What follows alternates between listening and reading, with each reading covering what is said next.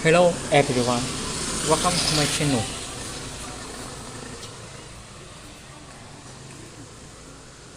My father didn't ask, he commanded. 3 sharp knocks hit my door like gunshots in a courtroom. When I opened it, Richard Hayes, my father, the man who once called me his pride, stood there holding a folder thick with guilt and numbers. "I need the money tomorrow," he barked, shoving it into my hands. 800,000. It's Madison's debt, and no delays. 800,000. My sister's mistake. My father's order. My silence. I smiled just enough to make him uneasy. "Okay," I said. 4 hours later, I was rolling a suitcase through the quiet terminal, the sound of my heels echoing like a verdict. I wasn't running away. I was setting the stage. When my father came to collect the money the next day, he found my door locked and a single box waiting on the porch. Inside was everything he'd taught me, and everything he'd lose because of it. He stood in my living room like he owned the air itself. Richard Hayes, my father, the man who could make a room smaller just by breathing. The smell of his cologne hit first. Expensive, suffocating, a relic from his successful years. Behind him, my sister Madison hovered, eyes wide, face pale, playing the part of the helpless daughter she'd perfected long ago. "Olivia," my father began, dropping my name like a gavel. "You've done well. You've made a lot of money. It's time you remember who you made it for." I folded my arms. I didn't realize success came with a repayment plan. He ignored the jab, pulling out a folder and slapping it onto my marble counter. 800,000. Madison and Tyler owe it. You'll wire it by noon tomorrow. I blinked slowly. "You're joking. Do I look like I'm joking?" His jaw clenched. "These are serious people.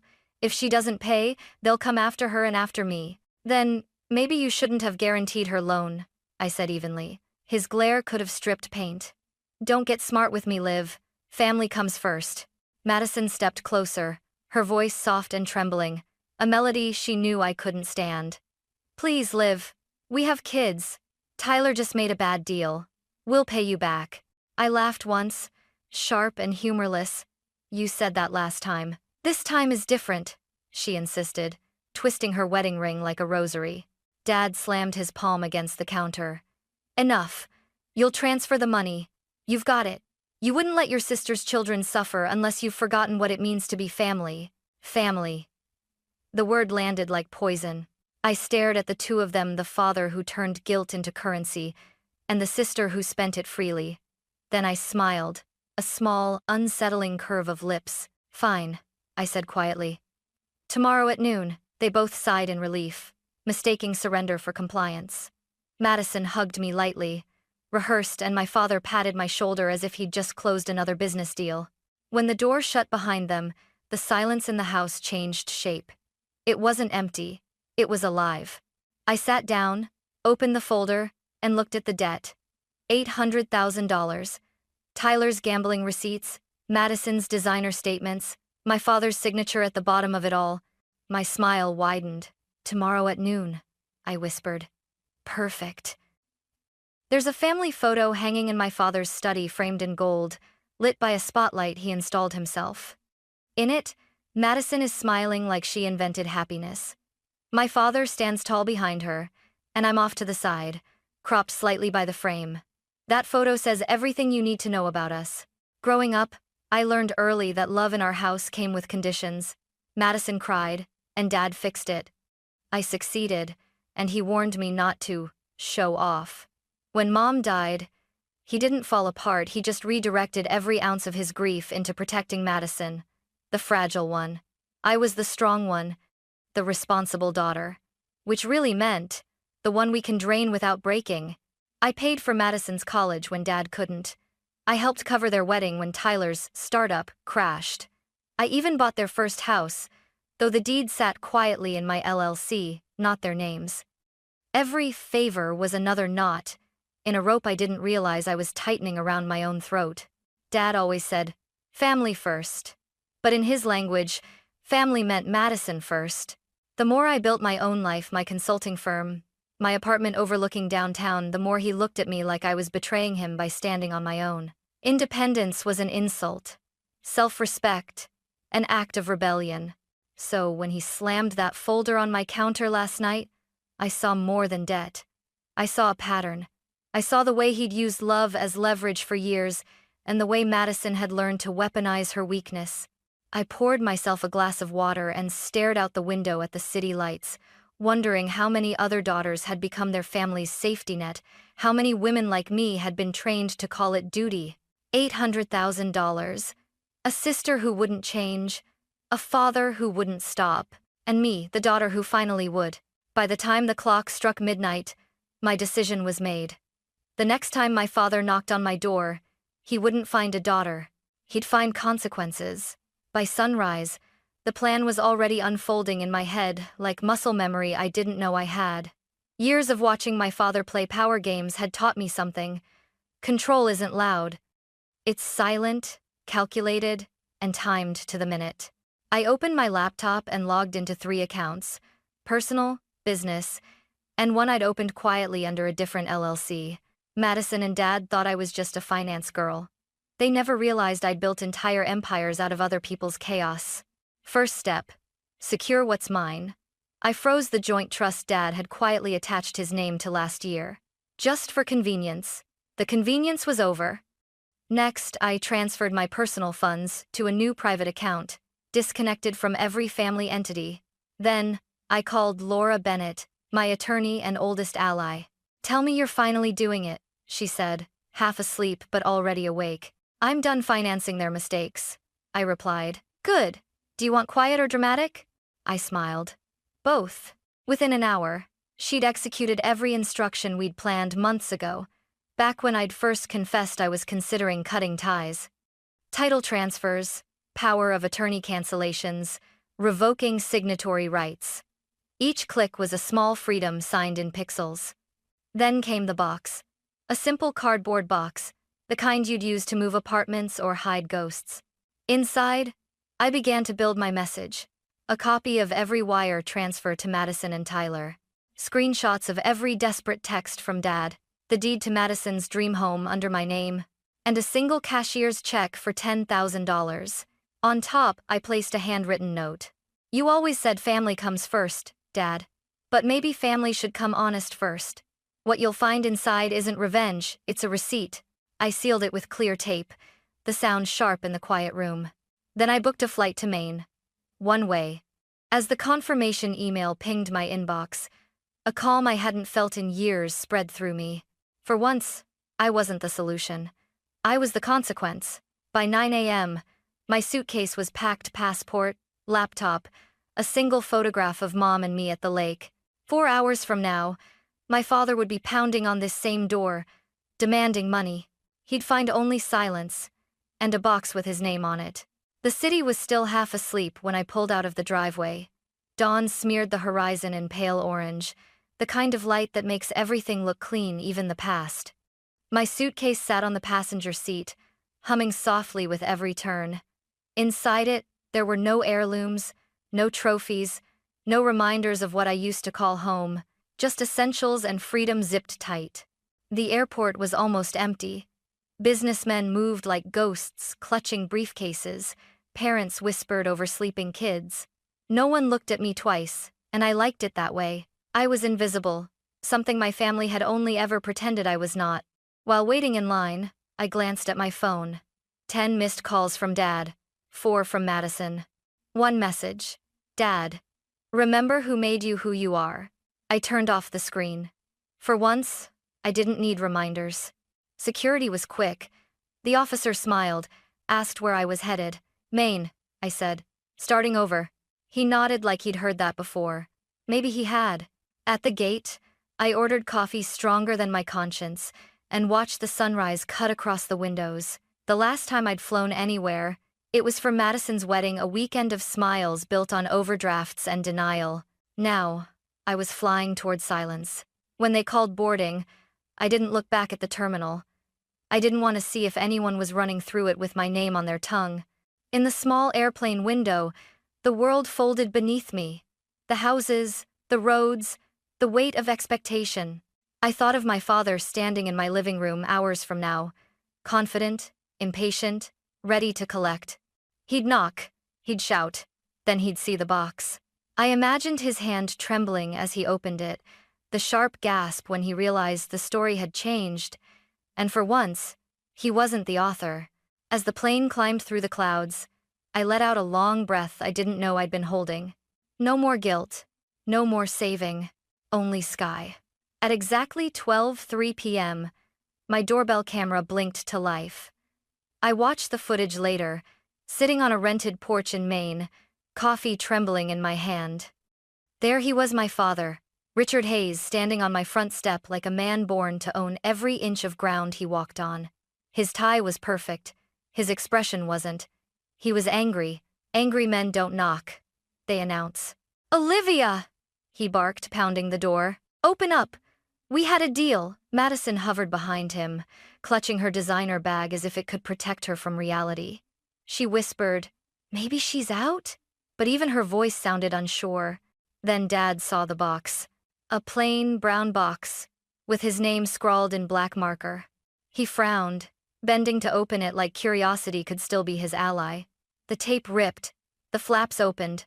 Silence. Then, a rustle of paper. He froze. "What the hell is this?" Madison leaned closer, confused. "What's inside?" "Records," he muttered, flipping pages. His breath hitched when he saw the first entry. Mortgage transfer, Hayes Residence Oakline Holdings. Olivia Hayes, owner. He scanned faster dates, payments, signatures, even his own forged authorization for a line of credit he'd opened in my name. Each line peeled another layer of his pride. "Olivia," he said my name like a curse, like it had teeth. Then came the USB drive. He held it up, confused, slid it into the small speaker I'd left on the porch, and my voice filled the air. "Dad, you taught me that family comes first. You just never taught me how to survive being the only one who meant it. What's inside this box isn't revenge, it's the truth. And the truth has receipts." Madison gasped. "She recorded us?" He didn't answer. He was staring at the photo I'd left on top, the two of us at the lake, before everything turned into transactions. His fingers shook. Then came the note, my handwriting clean and calm. "If you ever loved me for who I am, not for what I can fix, you'll stop knocking on my door and start looking in a mirror." For the first time in my life, I saw him break. Not yell, not threaten, not lecture, just break. His shoulders fell. The box dropped from his hands. Madison started crying, not for me, but for herself. "What do we do now?" He didn't answer. He just whispered, "We lost her." Then he turned, stepped off my porch, and left the box behind. At that same moment, 1,400 miles away, I sat by the window of a quiet cafe, watching the tide rise, and whispered back, "No, you lost control." By the next morning, the silence had shattered. My phone new number, new SIM buzzed with updates from Laura, my attorney. Each message was short, clinical, surgical. "Laura, Hayes Supply Board voted emergency audit. You were right about the missing funds." "Laura," Madison called, screamed about betrayal, then asked if you'd still pay her rent. "Laura, they froze your father's company card. He's furious." I set the phone down, let the waves fill the gaps where family used to live. Back in Austin, the collapse began. Dad's business partners wanted answers. Madison's picture-perfect life started cracking under the glare of gossip. Screenshots of her social posts leaked vacations, luxury bags, financial hardship, hashtags. The comments turned venomous fast. "Must be nice to struggle in designer heels." Tyler disappeared first. A business trip to Las Vegas that no one believed. The creditors soon followed, polite but menacing men who knocked softly and spoke even softer. Madison tried to reach Dad, he ignored her. Pride and panic were now roommates in his chest. At 10 p.m., Laura called again. "You did what had to be done, but he's unraveling, Liv." "I know," I said quietly. "He needs to." Later that night, a video clip landed in my inbox, doorbell footage from Mrs. Morales across the street. Madison was standing on my porch again, under the porch light, makeup streaked, mascara smudged into confession.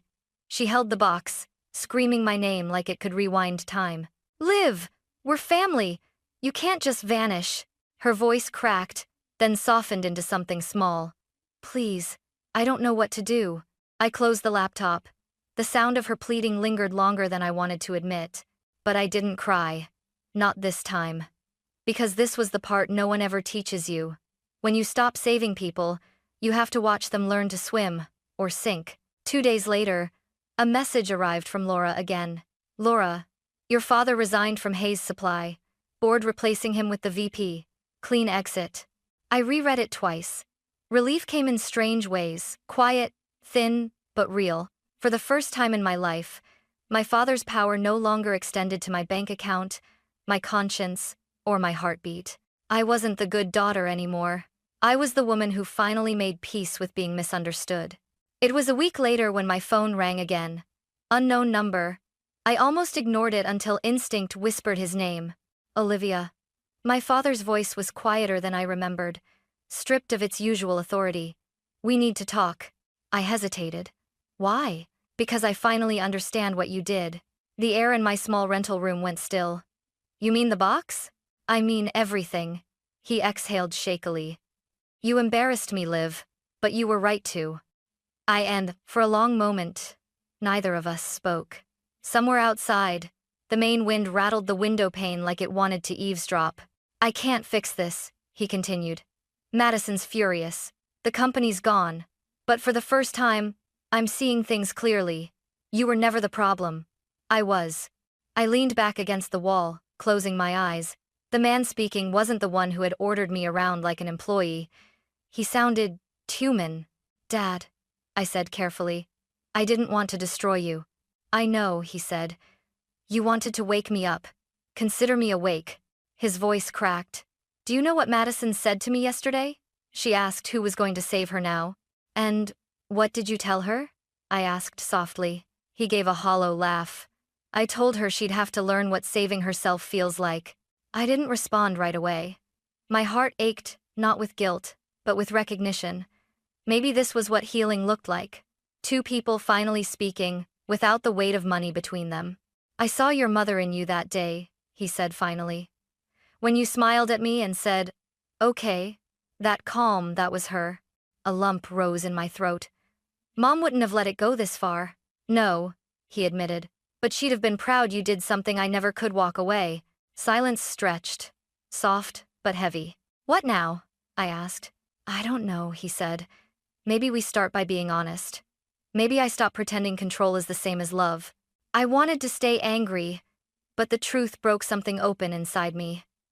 For the first time, I heard regret in his voice. Not manipulation, not guilt, real remorse. I'll be in Maine for a while, I said, trying to remember who I was before all this. He chuckled faintly. Then, maybe one day, when you're ready, I'll visit without any folders or demands. Bring coffee, I said quietly. Not debt. He laughed a small, tired sound. Deal. When the call ended, I stared at the ocean beyond my window. The wind carried the scent of salt and new beginnings. For years, I thought freedom meant escape. But maybe it meant something simpler. A conversation without control. 3 months later, I found peace in the smallest things, the smell of coffee before sunrise, the sound of seagulls arguing outside my window, the way silence no longer felt like punishment. Maine had a way of washing people clean without asking permission. I'd started teaching financial literacy workshops at the local community center, just 10 women at first, all of them carrying their own versions of my story. The mother who always lent, the sister who always forgave, the daughter who always paid. When I spoke about boundaries and self-worth, I wasn't lecturing. I was confessing. Madison called one evening. Not crying this time, just tired. Dad's doing better, she said softly. He joined some kind of group. Accountability, I think. That's good, I replied. And me? She hesitated. I got a job. At a furniture store. Real one, not online. I smiled. You proud of yourself yet? Trying to be, she whispered. I didn't think starting over would feel this quiet. It's supposed to, I said. Quiet means you stopped running. Then she said something I hadn't heard in years. Thank you, Liv, for not rescuing me. When the call ended, I cried not from pain, but from the strange relief of finally letting go. Weeks later, my father sent a single postcard. A picture of a fishing dock, blue water, his handwriting small and uneven. You were right. I taught you everything about business and nothing about love. Learning now. Proud of you. Dad. I pinned it above my desk. That night, I walked down to the shoreline, the wind cold and forgiving. I thought about everything that had happened, the box, the flight, the fallout, the conversations that healed more than they hurt. For the first time, I wasn't waiting for anyone to knock on my door, because this time, the only thing on my porch was the sound of the sea, and the kind of freedom that doesn't need forgiveness to exist. True story.